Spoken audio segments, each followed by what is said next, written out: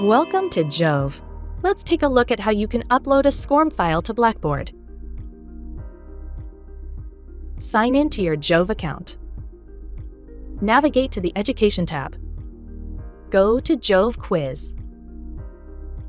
Go to My Quizzes. Select a quiz. Click on Download as SCORM.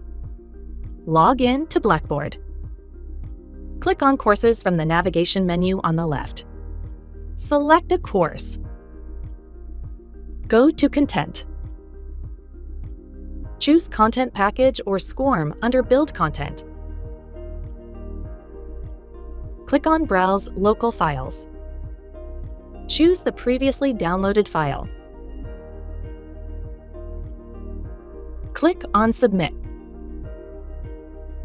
Give your SCORM file a name. Fill in the necessary details. Enter points. Click on Submit. Launch the quiz.